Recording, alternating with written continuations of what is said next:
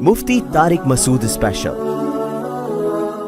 ہوا ہے ہم کرتے کیا ہیں کہ جب ہم سے کوئی غلطی ہوتی ہے اور اس غلطی کا ہم خمیازہ بھگتتے ہیں، بجائے توبہ کرنے کے اس غلطی کو صحیح قرار دینے کی کوشش میں لگ جاتے ہیں۔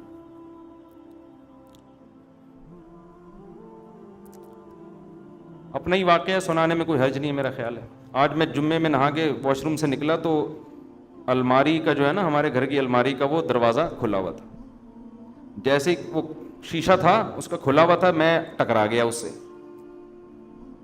تو گھر میں نے بچوں کو کہا کہ بھائی یہ بند کرنا چاہیے تھا نا، کوئی بندہ ٹکرا سکتا ہے۔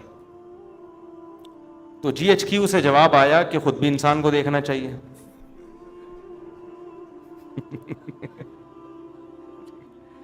میں نے گھر میں بچوں سے کہا کہ بھئی دیکھو، بندہ واش روم سے نکلتا ہے، سامنے الماری ہے، اگر اس کا وہ شیشے کا ایک کھلا ہوگا تو کوئی بھی ٹکرا سکتا ہے نا۔ تو جی ایچ کیو آپ کو پتا ہے آرمی کسی کے سامنے جھکتی اور دبتی نہیں ہے، تو جی ایچ کیو سے فوراً رپلائی آیا کہ انسان کو خود بھی دیکھنا چاہیے۔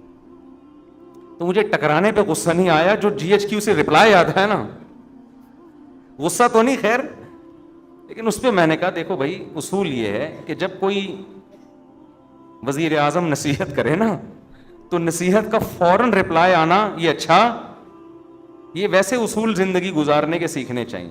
اس وقت انسان کہتے سوری، اس وقت کیا کہتے سوری، یہ ٹھیک ہے چلو جی۔ گھروں میں جھگڑے یہیں سے تو ہوتے ہیں، اب ہم تو خاموش ہو گئے کیوں، آگے جی ایچ کیو کے آگے کون بول سکتا ہے، لیکن ہوتا کیا ہے آدمی پھر جواب میں دیتا ہے۔ میں جب آپ سے کہہ رہا ہوں کہ اس کا دروازہ بند ہونا چاہیے، ہم باہر نکلیں ٹکرا گیا، یہ میری غلطی ہے آپ کی غلطی ہے؟ ایک تو غلطی آپ کی، اوپر سے آپ کہہ رہے ہو کہ آپ کو دیکھنا چاہیے۔ بھائی میں تو ایک دم سے نکلوں گا نا باہر، تو وہ جواب آگے سے آئے گا، بھائی آپ کے بھی تو چشمہ نہیں لگا ہوا نا، نظر تو ٹھیک ہے، ہم سے غلطی ہو گئی، کھڑکی کھلی رہ گئی یا دروازہ کھلا رہ گیا، تو آپ کو بھی تو نظر آ رہا ہے نا۔ اب بتاؤ اس مسئلے کا قیامت تک کوئی حل ہو سکتا ہے؟ میں جواب میں کہوں گا نہیں، میری غلطی نہیں ہے، کیونکہ انسان جب اچانک نکلتا ہے اور پٹ کھلا ہوا ہو تو ٹکرائے گا، آنکھ بھی پھوٹ سکتی ہے، سر بھی پھٹ سکتا ہے۔ اگلا جواب میں کہ اس وقت ٹکرائے گا بشرطے کہ آنکھیں بند ہوں، کھلی بھی ہوں تو نہیں ٹکرائے گا۔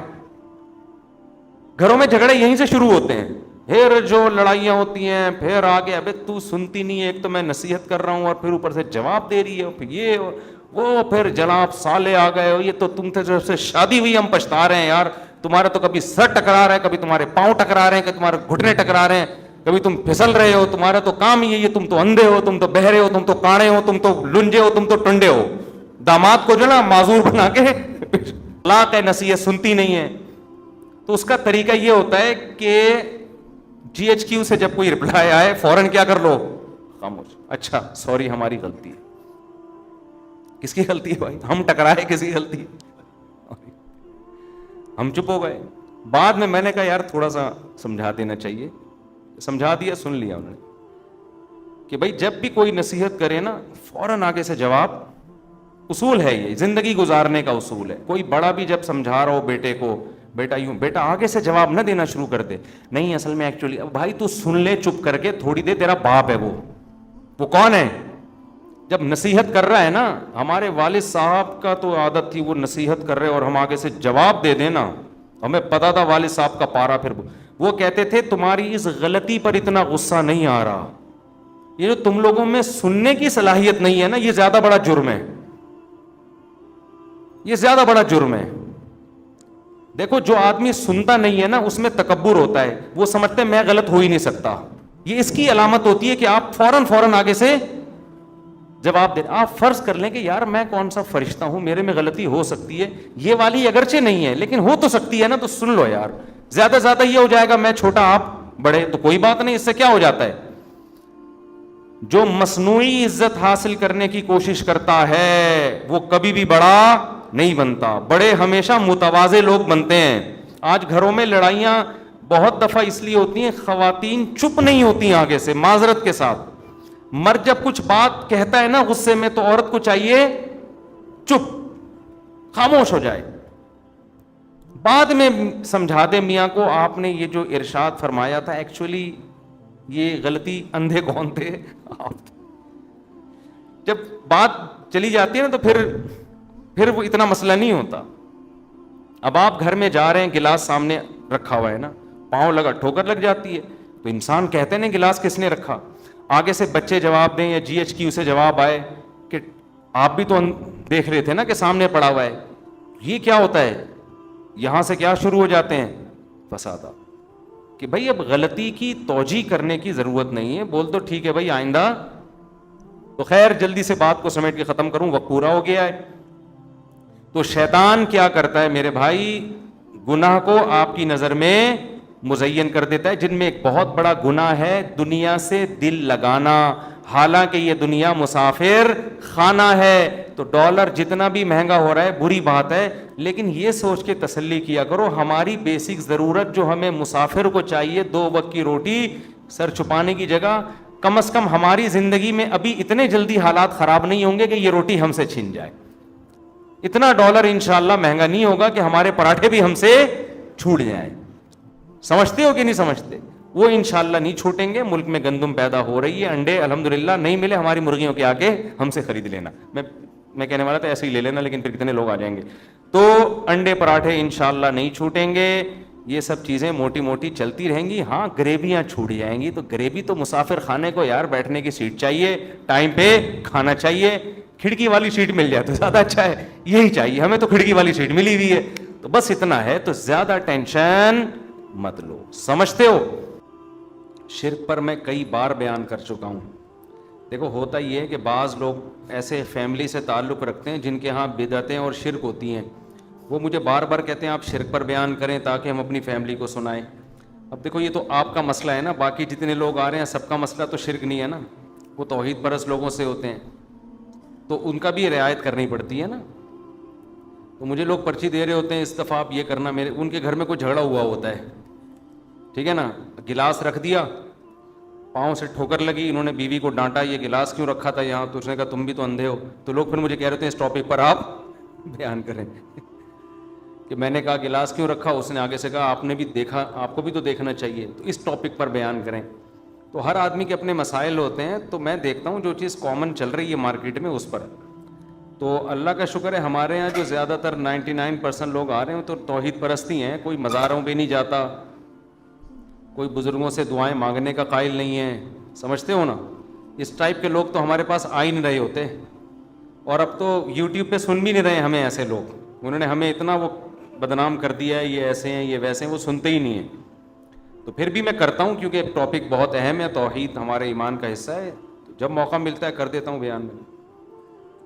مفتی صاحب تمام کبیرہ گناہوں کی وضاحت کر دیں۔ دیکھیں چند کبیرہ گناہ ہیں، قتل کرنا انسانی حقوق میں سب سے بڑا کبیرہ گناہ ہے، نماز جان کر قضا کر دینا سب سے بڑا کبیرہ گناہ اسلام لانے کے بعد، اس کو ہم لوگ بہت ہلکا سمجھتے ہیں۔